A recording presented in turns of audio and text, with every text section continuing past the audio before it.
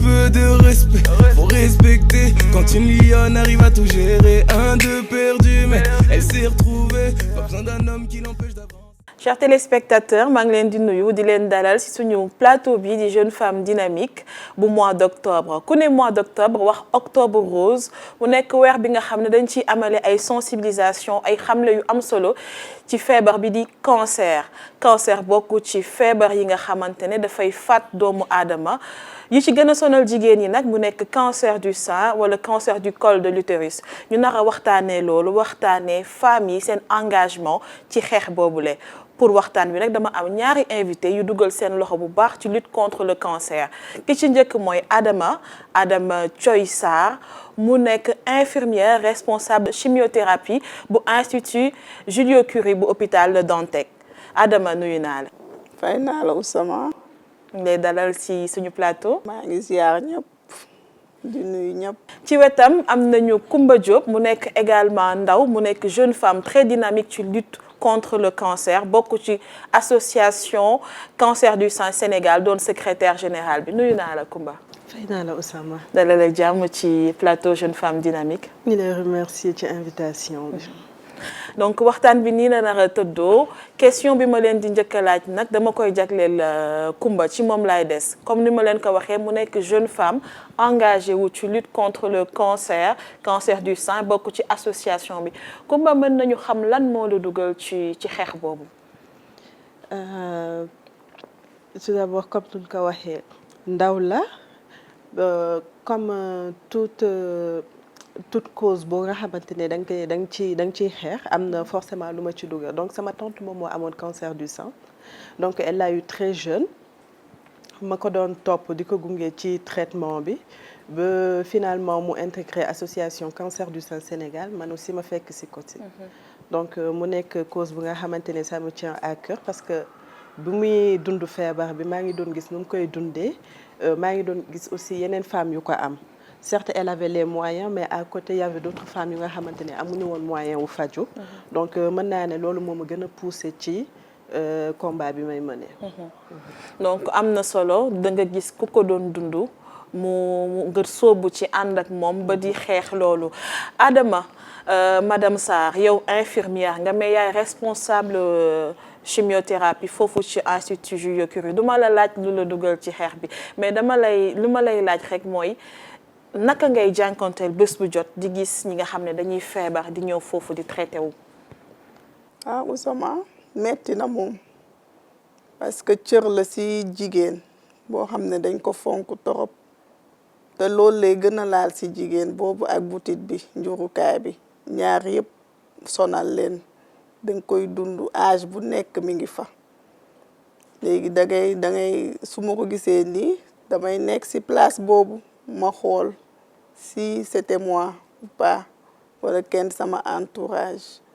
metti na nag li ñuy dund torop sax metti na. nag lu metti lu jafe loolu ngay gis patiente yi wala patient yi parce que cancer dañuy wax cancer du col wala du sein mais cancer aussi day dal jigéen donc di nga fa gis góor ak jigéen tey jii. nag bu démb doon tey ba tey di nga nekk foofu noonu ci salle bi par rapport ak jafe-jafe yi ngay gis malade yi di ko dund. ah bien sûr destin la yàlla moo ma yóbbu foofu mais du leen destin la même su doon encore day amaat su ma demaatee foofu aussi damay def lu ma doon def rek waaw. am na également ñi nga xam ne peut-être ñooñu féetee mag ñoom it ñu yàgg xeex. ci cancer ku ci mel ni docteur Fatma Guenoune bu LISCA ku ci mel ni également Rose Wardini bu Medisol ñoom tamit dañuy xeex comme yéen ci feebar bi nga xam ne mooy cancer octobre rose bu jotee dañuy def seen ay sensibilisation di def ay actions yu bari pour lutter ko dañuy dem seetaan leen ñu xool ñoom naka la ñu gisee feebar bi ak yan action la ñuy mener ci octobre rose bi. Perdu, mais elle s'est retrouvée, pas besoin d'un homme qui l'empêche d'avancer. xeexum cancer bi dugg naa ci avant may ñëw ci ligue bi parce que dama daan accompagner malades yi am cancer donc loolu moo tax biñ ma ooyee ne dañuy relancer ligue bi ma dugg ci ndax yërëm malades yi am cancer gis naka la ñuy souffrir ci hôpitaux yi ci jaxasoo bi ak ci seen combat xeex bi ñuy kii pour wér donc loolu moo tax yërmande moo tax ma dugg ci ligue contre le cancer. waaw li ko waral mooy ne man d'abord docteur la gynécologue la yaay la sœur la te mënuma gis jàngoro bu mel ni cancer butitu njurukaay ak ween te duma ci xeex loolu nag depuis bi may def suma caravane médicale yi mat na fukki at ak juróom temps boobu sax daanaka boo nee dépistage cancer rek jigéen yi daw parce que xamuñu lu ko waral ndax ñoom cancer bi rek la ñuy dégg parce que doonuñu leen woon yee ci jàngoro boobu léegi nag defe naa depuis fukki at ak juróom sunu campagne yi def ci àll bi ak fu ne di waxtaan ak jigéen yi tax nañu gën a ñeme tey li nga xam ne mooy dépistage cancer bi te di temet li nga xam ne moo leen ci mën a mucculoo. waaw loolu chiffre yi bokk na ci mais li tax ma gën ci dugg jamono bi mu ciy dugg fajum cancer dafa jafe woon du feebaru baadoo la parce que jamono boobu pour def chimio rek daa dem ba 6 millions te ku amul liggéey sa jëkkër amul liggéey nga am cancer war a fay 6 millions pour chimiothérapie bi rek dafa jafe woon te loolu yërmande boobu moo ma ci dugal pour jàppale malade yi xool naka lañ leen mën a jàppale ba ñu génn faju ba wér xam nga ba pare da nga daan gis yenn saa yi jigéen ñi nga xam ne dañu am cancer ñu fase leen parce que seen jëkkër mënuñu leen faj walla nga gis ñu fay jaay seen kër yi jaay seen takkaay yi donc loolu yërmande boobu la ma amoon ci ñoom moo taxoon mu dugg ci pour gën leen mën a jàppale bien que docteur la mais nit ki ci li nga mun ngay jàppale sa askan. waa chiffre yooyu dëgg la ndax cas yi xam nga bu ñuy gëstu dañuy gis loo xam ne peut-être buñ ci jugoon bu yàgg dinañ ko mën a moytu donc comme ñu ngi koy gëstu dinañ war a mën a gis ay cas yu gën a yokk surtout si suñu dëkk yi ndax cancer du jékki-jékki rek toog surtout bu butitu njurukaay bi bu xasee ba doomu jàngoro boobu di law ci néegu sëy mu ñuy wax papillomavirus defee góom ci butitu njurukaay bi góom boobu dina toog fukki at ñaar fukki at ba fanweeri at soog a nekk cancer kon nag xam naa ne comme ñu ngi ci béy sunu waar di gestu feebar boobu c'est normal ñu gis cas yi di xaw a yokk waaye nag wax dëgg yàlla jigéen ñi gën nañu ñeme ndax ñu ngi dem di nangu ñu defal leen dépistage te bu njëkk ba dañ doon ragal di daw parce que xamuñu woon. xam nga octobre rose bi nga commencé ak léegi am na ren mooy fukkeeli at bi te loolu le dañuy am ay objectifs parce que ligue bi amul xaalisu politique am donc suñu nee nangam malade la ñuy jël dañuy koy ut ay partenaires yu jàppale ñu. li des bari na li des mooy ne cancer bépp cancer képp ku am cancer ci Sénégal muy góor muy jigéen mag ak ndaw nga mun a faju gratuitement ba pare suñu deuxième challenge mooy ne créer maison de vie parce que institut du cancer bi nga xam ne fa la néew doole yi di fajoo ñaar fukki ak ñeenti matelas lii dong la am donc nit ñi am cancer bari nañu ñoom ñëpp mënuñu tëdd foofule pour terminer seen faj donc ay hospitalisation de jour la ñuy def ñi nga xam ne dañu jóge ci région yu sori yi suñu amulee moyen louer néeg ci hôpital bi la ñuy fanaan guddi gi soo leen demoon daa leen gis ci couloir hôpital bi malade yi di ci fanaan en attendant def seen radiothérapie parce que pour radiothérapie bi il faut 24 séances chaque jour da ngay ñëw ba 24 séances yi jeex soo amulee njëg foo loo louer néeg fa ngay fanaan. continuer di leen di sensibiliser continuer di leen di yee ci maladie bi ci feebar bi ndax ñun ñu ngi jógee fi mu ne Touba gis nañ fa ay téeméeri jigéen démb ñu ngi jógee Fissel Mbadane liñ fa fekk ci askan ci jigéen mënuma la ko waxee téeméeri jigéen la mënuñ ko woon sax jeexal mais fas yéene nañ demaat ci gox yooyu parce que gox yooyu tamit yi nga xam ne vraiment ñoom dañuy am difficulté pour ñëw ci centre de référence yi dafa war ñu fay dem di leen di fekki di leen di yee di waxtaan ak ñoom et di leen di jàppale pour jàngoro boobu bañ fa law tamit fa lañ nekkoon démb te dañ fay delluwaat fii mu ne bés bu nekk ñu am sollicitation jigéen yu dul jeex ci àll bi te defe naa ne loolu jóg nañ pour jàppale jigéen yooyu.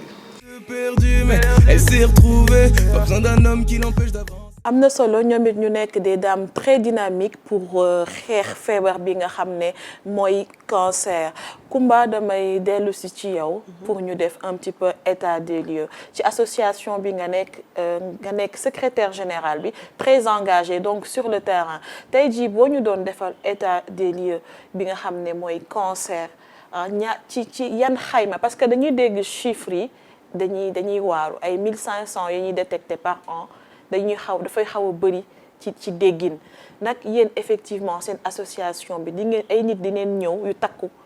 ci yéen ngeen jàpp ni ñii am nañu ay nodule maanaam ay doñu ay signes précancéreux. Effectivement boo déggee chiffres yi on voit que c'est plutôt alarmant. Et je peux dire que c'est désolant parce que de plus en plus wax nga ko léegi ñun en fait on va plutôt vers les populations parce que ku xam Sénégal xam ne turu cancer rek daf leen di xaw a tiital mais de plus en plus ñuy constater ne que am na ay associations yuy jug di dem vers les populations di waxtaan ak ñoom di leen sensibiliser. Il est vrai que nag plus ñuy def ay consultations gratuites plus ñuy joxe ay mammographies gratuites plus ñuy gis ay cas mais fort heureusement léegi ñu ngi constater que cas yooyu ñu ngi leen di gën di teel a gis parce que lu ci mel ni sunu association dañuy dem dans les zones les plus reculées parce que Dakar mën nañu ne niveau d'information bi ñuy am zone rurale yi amuñu ko ce qui fait que ñun chaque année lors de nos campagnes dañuy dem ci zone reculée yooyu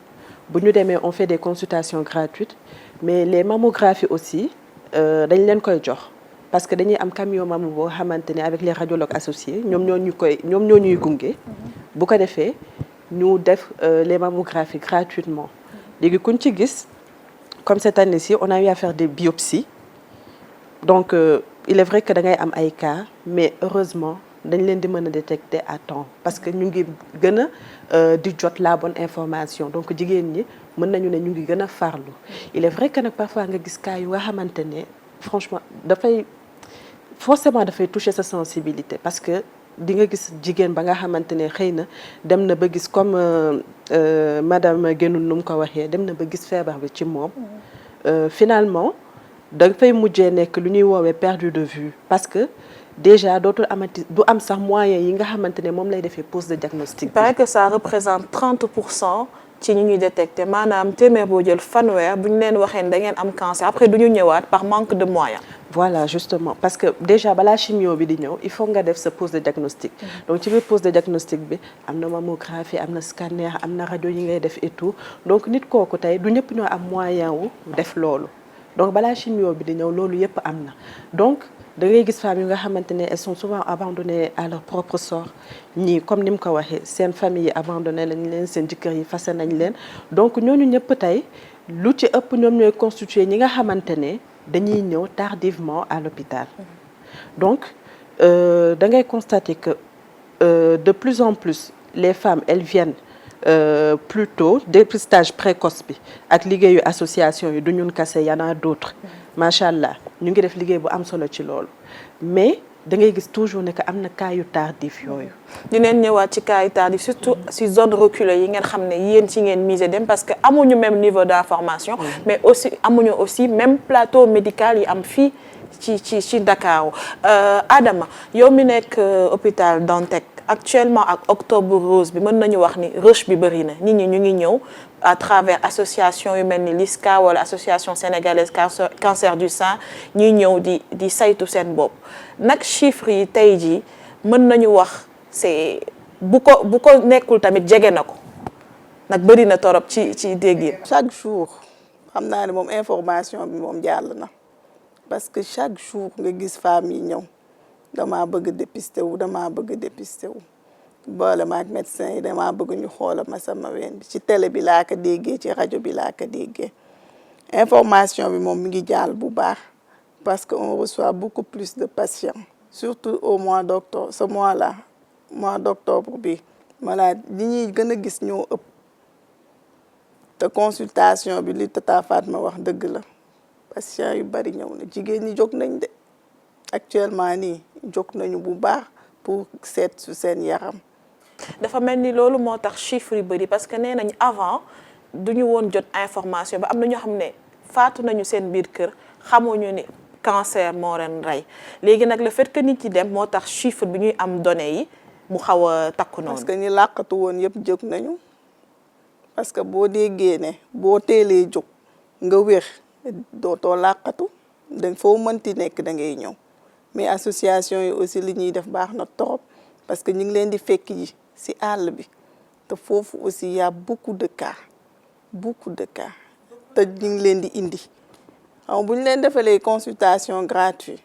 xam nga dinañ ñëw ñoom ñëpp a ngi ñëw nag. mais indi boobu nag est-ce que du andi yenn ci conséquences yu bëri yu ñuy gis mu metti torop parce que bu ñu seetee chimio ñu ko am fii Sénégal la plupart des hôpitaux yu koy def fii la ñu nekk Dakar mu nekk Augu hôpital général Grand Yoff Dantec principal benn ci région yi moo ko am mu nekk région Thiès te sénégalais yi ñu ngi ci biir dëkk bi ñu ngi Tamba ñu ngi Kaolack donc est-ce que doo leen am des fois problème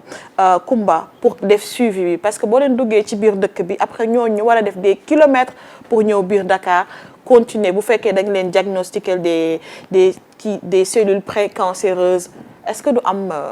jafe-jafe. comme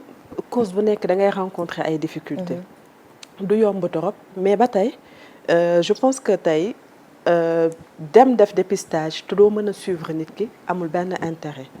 donc ñun à chaque fois que association yi bu ci mel ni sunu bos à chaque fois que ñu dem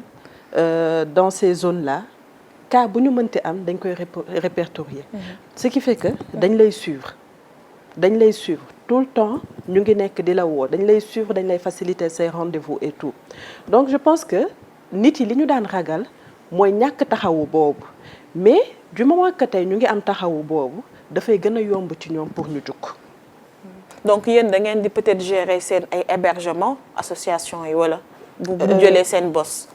ba lu ci mel ni sunu bos je dirais pas que dañuy dem ba gérer hébergement bi mais dañuy jouer rôle de facilitateur. pour ñu mën a ñëw. pour ñu mën di ñëw.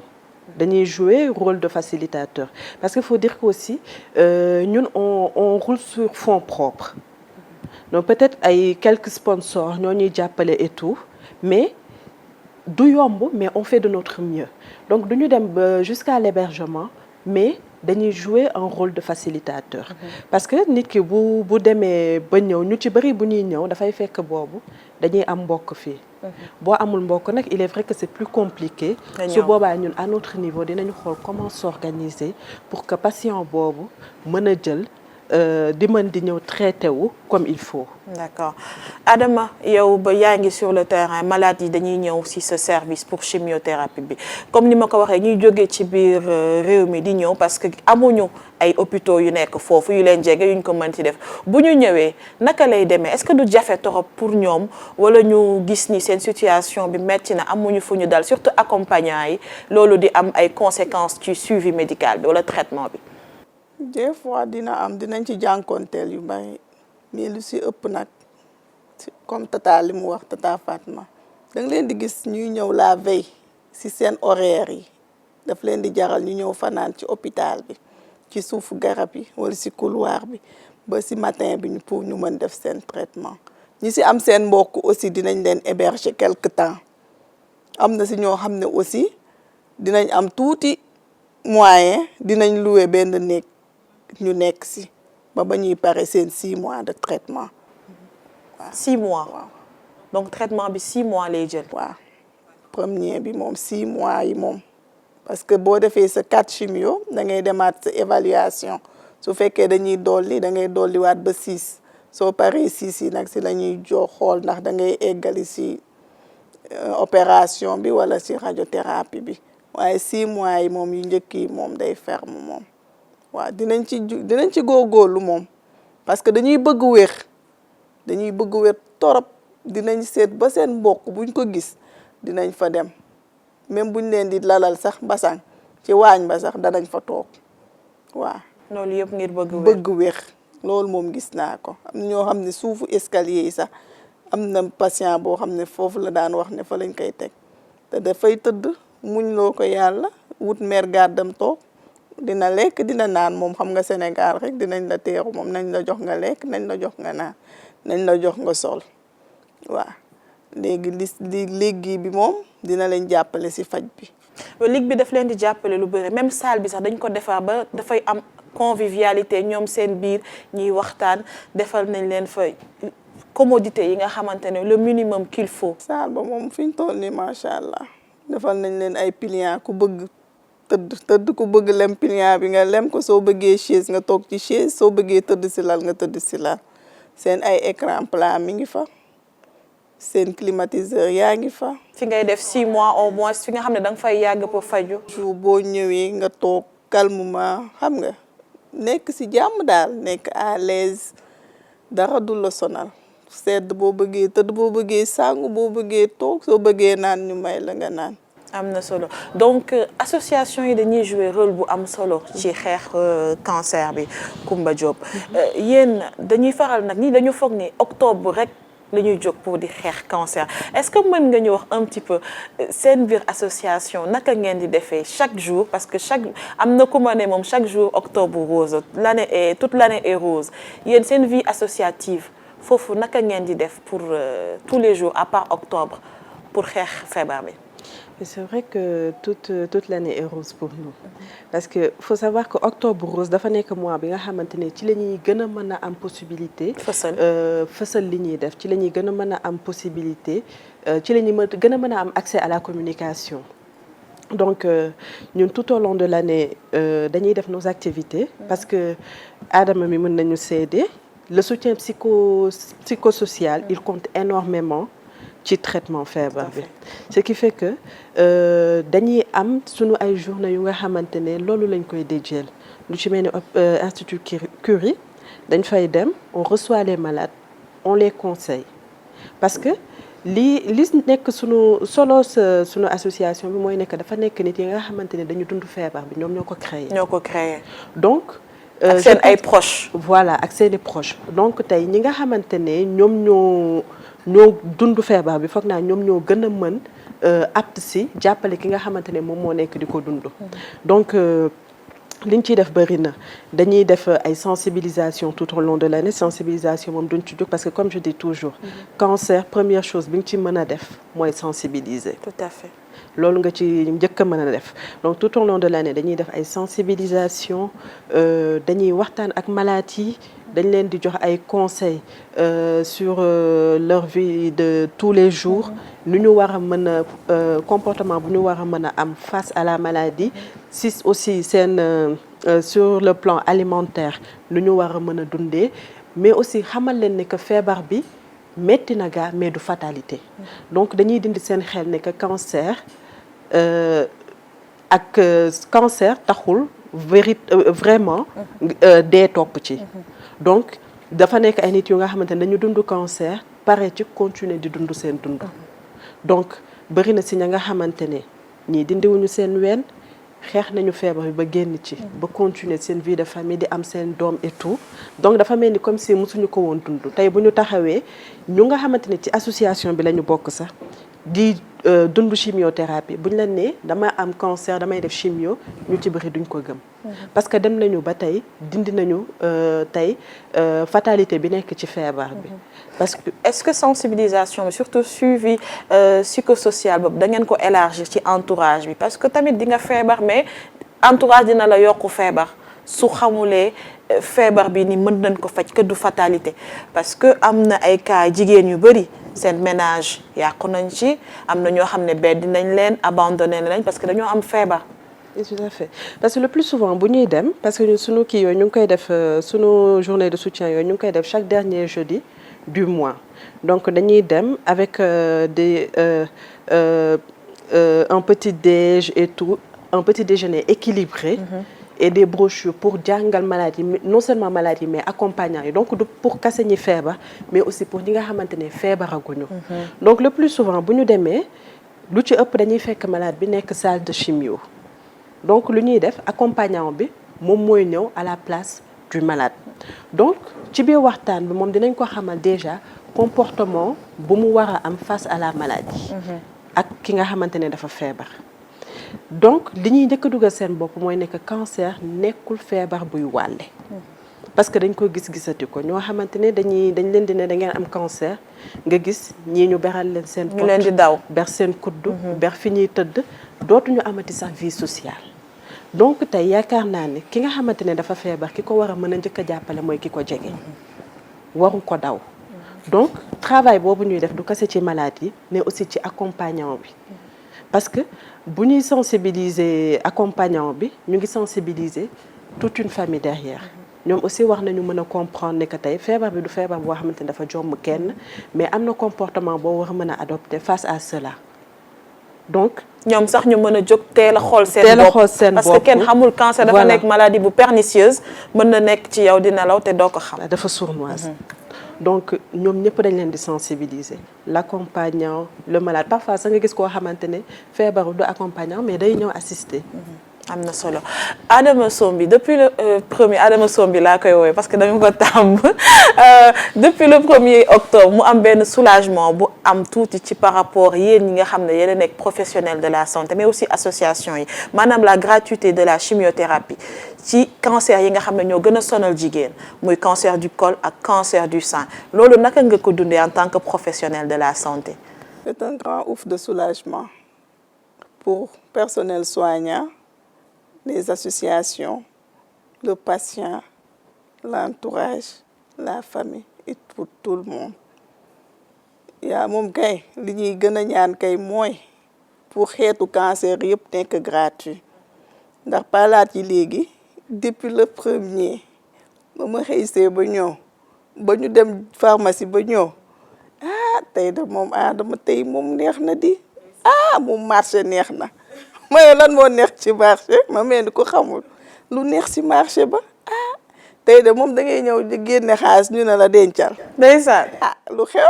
mu xaj feneen. xaaral ma dem ci sama docteur laaj ko lan moo xew fii dañu kontaan jour boobu. donc c'est effectif la gratuité moom. li ñuy jënd daal bariwul su tolloo ci ay 3000 francs ci lay yem parce que nañ leen jox seen produit. jox leen yi muy àndal pour bu ñuy xam nga wax chimio wàccu ñoo ànd. effet secondaire yi dañ leen koy may leen aussi bi nga xam ne pour allergie seen yaram xam nga ay produits chimiques la mais daal neex na torop man daal li may ñaan kay mooy président pour ñu boole ci yeneen pathologie yëpp nga xam ne ñëpp kuy ñëw. parce que radiothérapie bokku ci. déedéet doog a bokk ci. te boobu beneen xeetu faj la pour ñu am cancer du chimio rek. faj yi dafa bari de. mais balaa ñuy élargir man dama bëgg ñu taxaw tuuti ci suivi bi ak effectivité bi parce que am na solo def nañ fi des systèmes de santé yu bëri gis nañ fi ay CMU mais des fois dañu naan dafa am ay rëq-rëq gis nañ fi beneen bi ñu jagleel les personnes âgées des fois nañu ne dafa am ay rëq-rëq gis nañ fi également bu hémodialyse bi de temps en temps nga dégg ni dafa am ay rëq-rëq Kumba en tant que engagé ci cause bi nag yéen di ngeen taxaw en sentinelle pour xool effectivité chimio gratuité chimio bi mais aussi continuité wam balaa ngeen di ñëw ci ñuy élargir ko ci yeneen thérapie yi. loolu moom foog naa dafa nekk lu nga xamante ne mënul ñàkk parce que cause boo xamante ne yow da nga ko yàgg xeex. Je rappelle que ñun suñu association bi ñu ngi ko créé depuis 2013 donc depuis 2013 waxuma la chimio mais on s'est toujours battu pour la gratuité totale des soins donc forcément lu mel ni bu amee ñun il faut que ñu nekk ce que je peux dire ay garde-fou donc pour mën a alerter mais aussi suivre parce que loo xamante ne da nga ko yàgg xeex ba yàlla def nga am ko forcément il faut doo ko foowee voilà bon comme nu ko Adama waxee nag dañuy ñaan yàlla mu àgg ci yeneen pathologie yi mais aussi mu àgg ci yeneen partie yi nga xamante ne mooy faj cancer di commencer d'abord ci pose diagnostic bi parce que balaa ngay def chimio forcément faut pose diagnostic bi am et c'est pas donné à tout le monde. D'accord Adama dañuy ñëw tuuti ci traitement yi dañuy faral di dégg ne chimio dafa metti nit ki bu koy def dafa du sax gratuité boobu ñu def pour jéem leen permettre médicaments yi ñu war a naan pour effets secondaires yi wàññeeku ñu jox leen ko gratuitement boo ñu doon expliquer tey naka lay demee patient bi bu ñëwee comment un petit peu comment ça se passe. Au niveau de la salle ou bien. Au niveau de la salle bu ñu mënee par exemple bu ñu la nee diw am nga cancer donc il faut nga commencer def sa chimio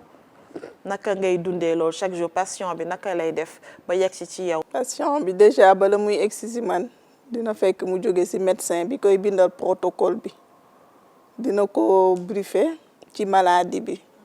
ne ko traitement bi nga war a def mais demal seeti diw bu ñu eggsee ak seen protocole da leen di fekk ñoom ñi ngi feneen.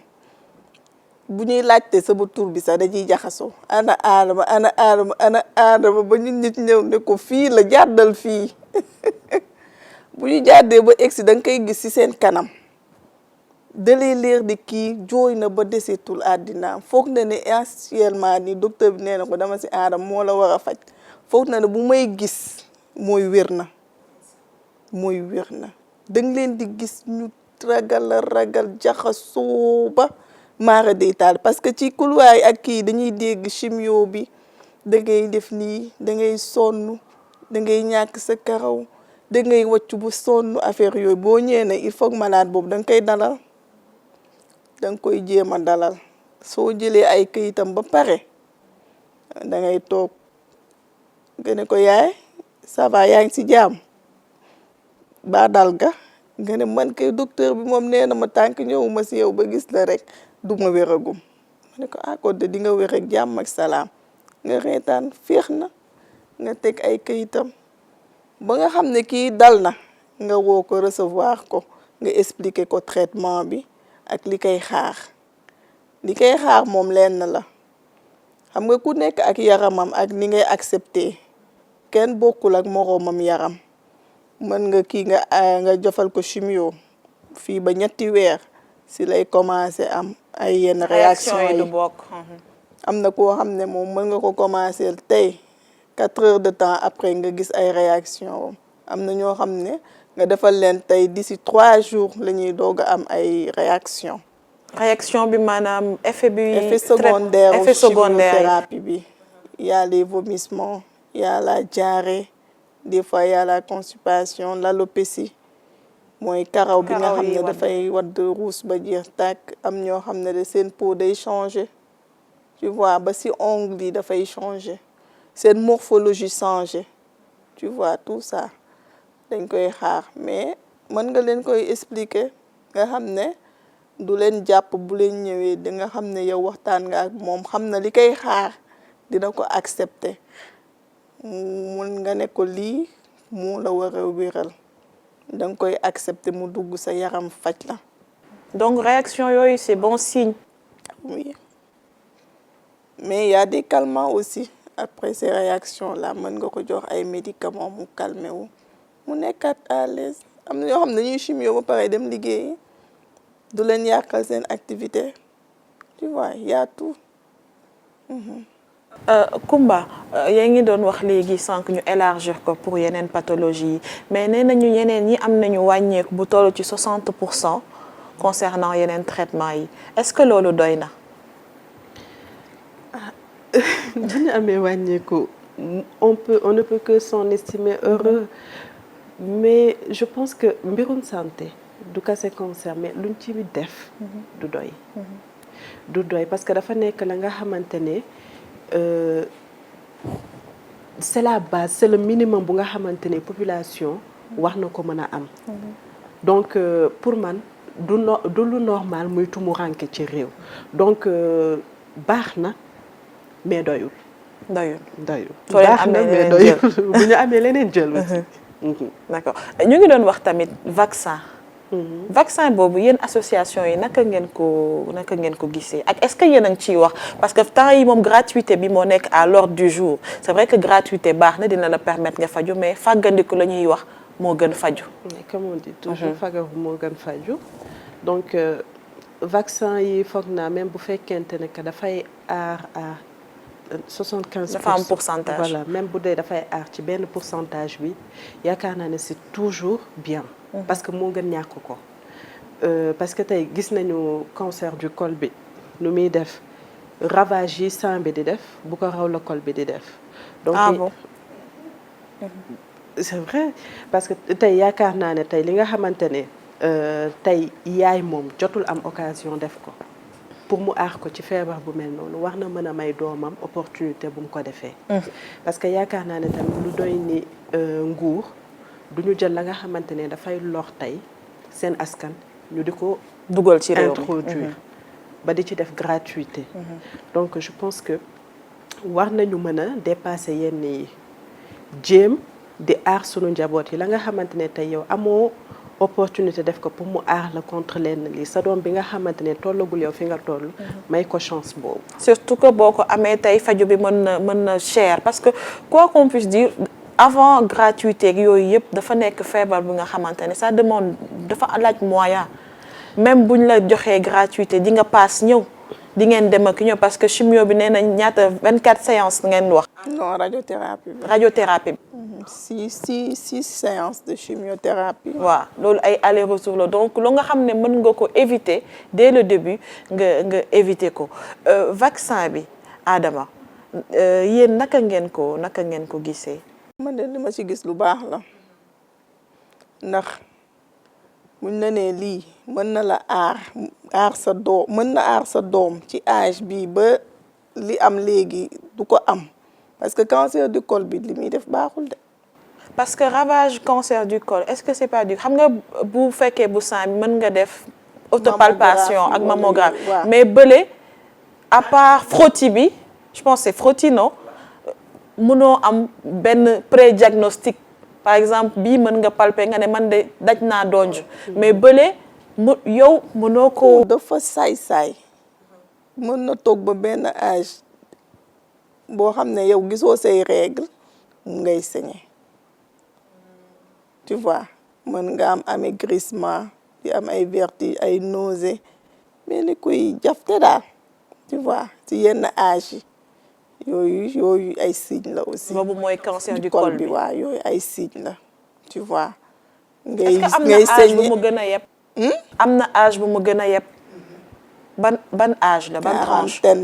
quarantaine bi. jëm suuf yab na leen torop.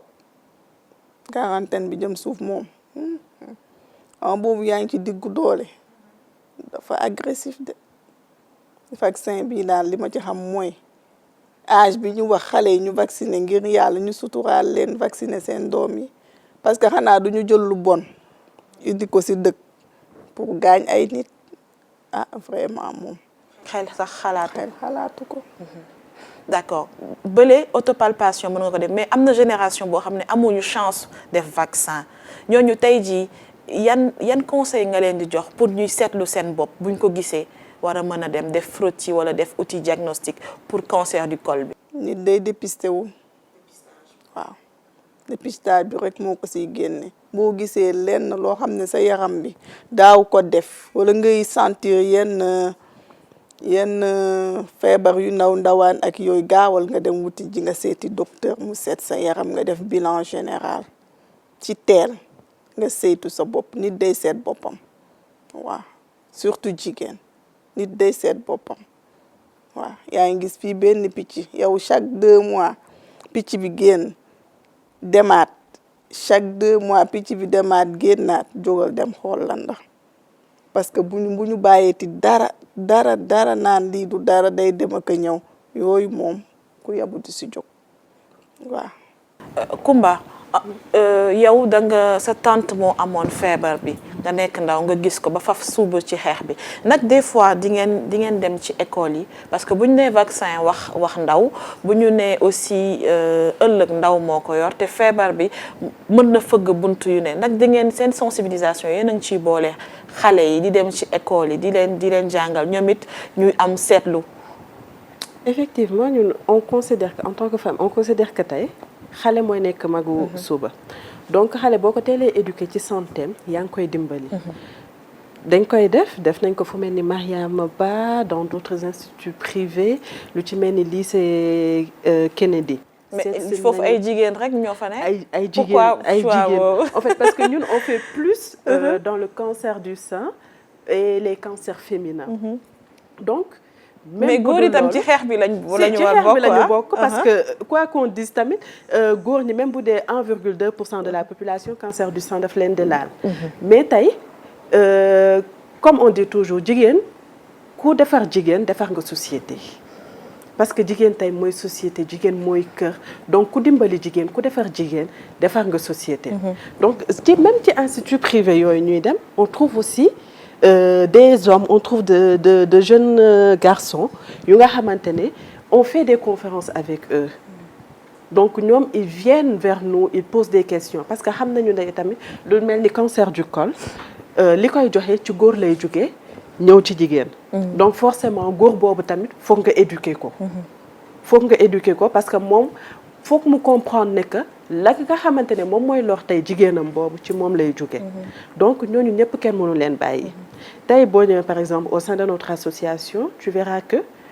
de plus en plus de jeunes nous rejoignent. que mu nekk góor wala mu nekk jigéen. tey ñu nga xamante ne man mi sax maa leen mag ñu ngi ci biir association. donc tey. engagement boobu ngay gis ci ndaw yi on peut dire que tey association yu joué nañ ci rôle bu baax. nag am ngeen ay limites parce que sensibilisation dafa nekk lu am solo. dañoo nekk benn société boo xam ne dañu xaw a enfermé wu ci ay tabou surtout booy wax yenn feebar yi nga xam ne dafa laaj ay butitu njurukaay ak genre yu mel noonu ay wen naka ngeen di defeek nit ñi sur le terrain surtout ci biir dëkk bi nag am ngeen ay jafe-jafe. parce que parfois da ngay dem ci yenn zone yu nga xamante ne jigéen dina ñëw ñu wax ko seet bu ñëwee gis médecin bu góor mu ne la par exemple góor du ma laal parce que dafa am jigéen yi nga xamante ne comme ni ñu koy waxee rek ween dafa nekk lu nga xamante ci féminité la bokk am na jigéen yu nga xamante ne am nañu kersa góor di leen gis. tout à fait donc dañuy fexe bu ñuy dem di ànd ak ay jigéen.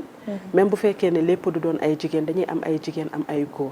parfois aussi nga dem ci zone yoo xamante ne jigéen day ñëw ànd ak jëkkëram ne sama jabar góor du ko xool wala parfois am na benn anecdote bu ñu amoon waa ji dafa ñëw. mu ne médecin bi xale bu ndaw bi mooy xool sama jabar. donc xam nga yooyu yëpp. dafay nekk la nga xam ne da ngay tasante ak moom. mais plus ngay dem nga leen di sensibiliser. plus ngay comprendre seen état d'esprit. plus ngay mën a adapter sa communication. à leur niveau. am na solo. voilà donc dañuy dem ba yu bëri dootul nekkati blocage. donc la population est de plus en plus réceptive. d'accord Adama chimio gratuite léegi. à part loolu yan jafe-jafe ngeen di am en tant que professionnel sa jafe-jafe ak yenn jafe-jafe yu patient yi parce que yow aussi da nga am benn approche sociale bañ na ba Adama Sombi lañ lay woowee moo gën a siiw ci institut ba moom Adama yan jafe-jafe ngeen di jànkonteel. waaw parce que patient yi même gratuité bi lu mu am des na ba tey man daal su doon sama sago prise en charge totale la ñuy am total nga xam ne patient bu ñu détecté ne kii cancer la am dootoo fay dara ba bëggee wér ba bañ lay libéré ne la moom man daal man moo ma gën a ndax dinañu jooy façon jooy bu nekk gis que da ngay xëy suba ba jantu so daan recevoir ay patients yoo xam ne mënuma faju man dama envoyé ci association yi ba ak ligue bi damay xëy ni envoyé suba ba jàpp. ñoom ñu ngi def ay rôle yu am solo yu am solo association yi nga xam ne dañuy xeex pour cancer que ça soit Rose Wardini que ça soit Fatma Benjeloun wala bu Kumba Diop association sénégalaise pour cancer du sein ñoom ñëpp du Sénégal ñoom ñu dañuy am def ay rôle yu am solo mais yéen personnel bi yéen sur le plan médical si seen jumtukaay amoo leen benn jafe-jafe. ok parce que faj bi ñuy faj il faut ñun tam ñu protéger ñu ba dañuy liggéey ci ay produits yoo xam ne xamuñu ko tu vois il faut aussi ñu protéger wu ñun tam suñu wér-gu-yaram si la bokk di. ci la bokk. si la bokk di protéger ñu protéger patients yi protéger environnement bi. capacité d'accueil bi nag est-ce que. bari na malade yi bari nañ de patients yi te ñun ñi. est-ce que doo leen renvoyer des fois. ah bien sûr parce que mënoo am 75 malades wala 55 malades kenn ku ci absenté nooy def parce que on est combien à faire la chimio on est 4 on est 5. 5 infirmières. foofu ci institut ñiy def chimiothérapie kese parce que y a l'hospitalisation il y a la chimiothérapie, il y a la radiothérapie tu vois te patient bu nekk da nga ko war a surveiller ñii 4 heures de temps la ñuy jël traitement ñii 5 heures de temps ñii 6 heures de temps ñii 2 heures de temps ñii 15 minutes tu vois mais capacité bi bari na te personnel bi néew na trop trop pour capacité d'accueil bi parce que li ngay def dafa bari di nga xool patient bi di nga vérifier ay analyse am di nga vérifier produit yi état wam moom ba pare nga doog a dem préparer ji ko préparer produit yi administrer ko surveiller ko. benn nit bi moo koy def. waaw xam nga ñun groupe lañ ku nekk da ngay xool patient yi. salle bi moom duñ ko génn xanaa man mi nga xam ne tout le temps maa ngi ci biti di wax ak malade ak yeneen ñi jógee consultation mais ñeneen ñi dañuy toog ci salle bi man su ma préparé ba pare damay génn bii dañ tout le temps parce que patient bi dala naan damay dem ci toilette bi kii ne la teel ma vomir ku nekk rek patient bu doo toog tu fais comme ça kaay c'est pas facile de. kon personnel bi il faut que ñu dolli leen. pour que personnel bi. parce que ñii ñëw foofu di faju ci bari nañu. teg ñu ci condition nag pour aar ñu ñun tamit soxla nañ ko. ah mais bien sûr. booy faj ba. buy fajee fa mu wër nag. looy wax mu wër sax. foog ñu protéger ñu nag wutal ñu ay machines yoo xam ne yi war ñu ciy jumtukaay di ci defar garab gi waaye dañ koy defar nii garab gi duñu xool ñu koy xool. mais est-ce que yooyu yéen a ngi koy remonter seen tutelle. bañ a ka. yéen a ngi koy remonter bu baax. bu baax sax. xam naa bu ñu jógee ci gratuité bi ci yéen dañuy ñëw. jut kay gratuité bi moom ak jut ñoo waroon bokk.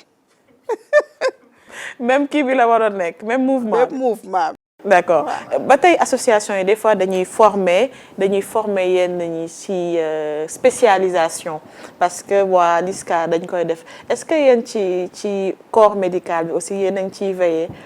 parce que malade yi bari nañ torop yéen est-ce que yéen a ngi def loolu di leen jàppale ci spécialisation yenn étudiants yi ñu leen di may ay bourses parce que am na association yu koy def moom. waaw faudrait que benn affaire aussi leer. Quand on parle de la LISCA, on parle de la LIC, qui n'est pas une association. Effectivement. Donc forcément la LIC moyen yu mu am. association yëpp amuñu ko. Tey par exemple il est courant que dañuy liggéey ak ay médecins am nañu sunu commission scientifique parfois nga am étudiants yu nga xamante ni ñu war a dem defe ji une formation wala dara ñu ñëw envoyer la lettre de soutien. donc loo ci mën da nga ko ciy def. loo ci mën da nga ko ciy def pour dimbali leen parce que ñun ak ñoom ñooy liggéey te ñoom aussi dañ ñuy jàppale bu baax ay jàmbaar lañu donc ñun aussi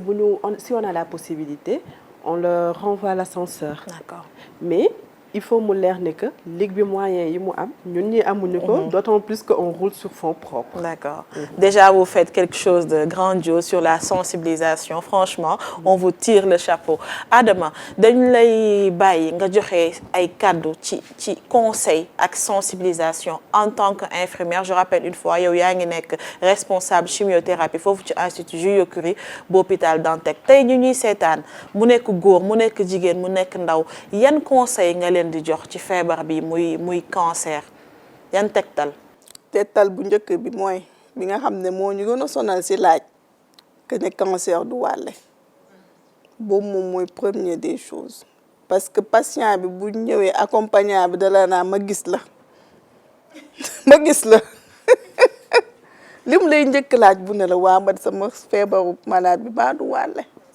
loolu lañ lay njëkk laaj nga dalal seen xel mu ne alhamdulilah nga doog a nag recevoir leen ñoom ñëpp pour expliquer leen tu vois te góor ñu aussi ñuy muñal jigéen ñi feebar xam ne cancer bii amul âge soo demee oncopédiatrie sa yaram daw xale yu juddu xamuguñu dara am cancer ñooñu lu ñu xam ci àddina kon xam nga ne góor ñu war nañoo ñëwaat sur terre des fois da ngay ñëw kii Kumba wax na ko léegi. te cancer day wër de. day wër boo fi bàyyee sa jabar wala sa mbokk ba mu wër est-ce que di nga ko xoolaat. day fayu. cancer da nekk lu ñuy faj ba mu tane. waaw boo teelee ñëw boo teelee jow teel a dépisté wu ñu teel a gis li ñuy gis ñu faj te nga wér mais xam nga Sénégal rek dernière minute la ñuy ñëw naan la c'est urgent daa war a wér léegi tu vois góor ñi aussi di muñal seen jabar yi ko am te xam ne yàlla mooy tege du lu ñu teg nit yàlla moo ko indi moo leen ko teg ñu muñal leen am na ci kii couple yu bari yoo xam ne cancer bi moo ko yàq cancer bi moo koy jour bi ñuy jógee ci médecin dem ci kër ga ne sama jëkkër docteur bi lii na ma wax jour boobu la ñuy gëj a gis. am na benn étude bu wax ni jigéen bu am cancer nekk ci ménage pourcentage boobu moo gën a ëpp ko sëyam tas que bu fekkee góor ki moo am cancer bi. jigéen gi day toog. moom kay. waaw hôpital accompagnant yi ci ëpp. pour nga gis couple man su ma gisee couple bu ànd dama leen di gën a féliciter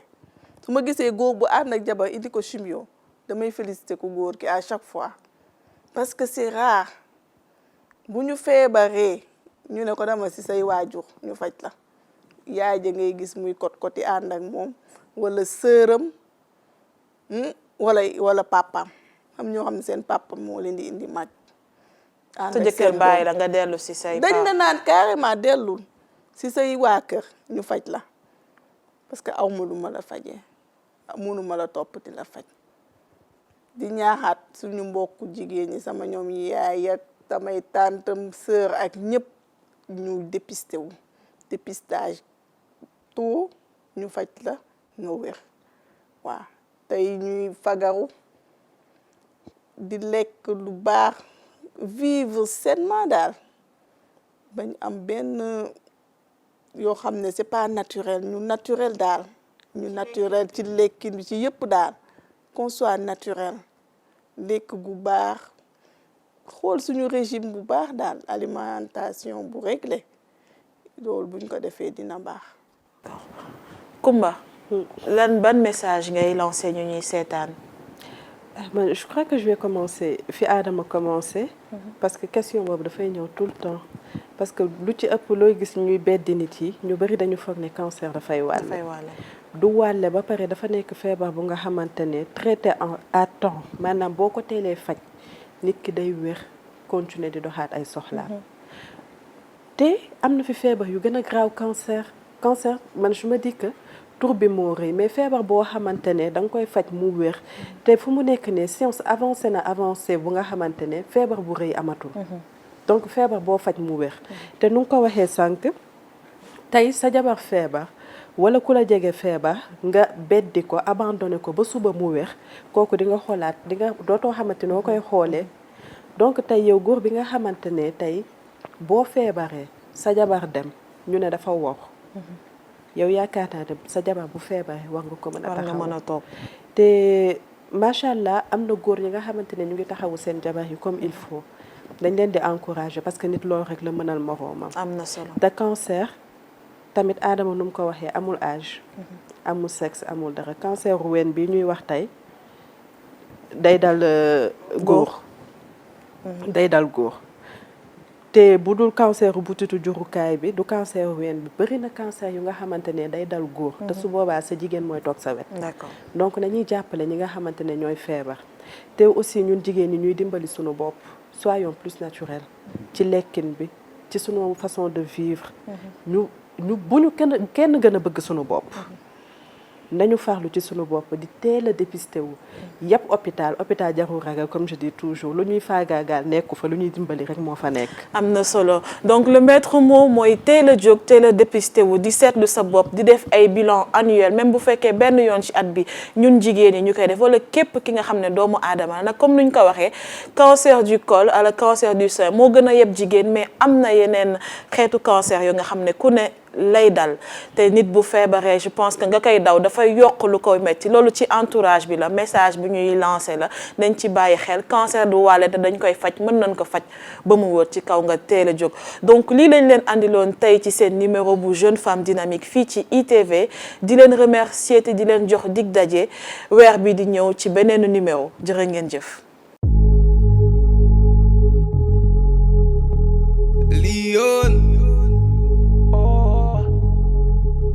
Un peu de respect, faut respecter. Quand une lionne arrive à tout gérer, un, deux perdu, mais elle s'est retrouvée. Pas besoin d'un homme.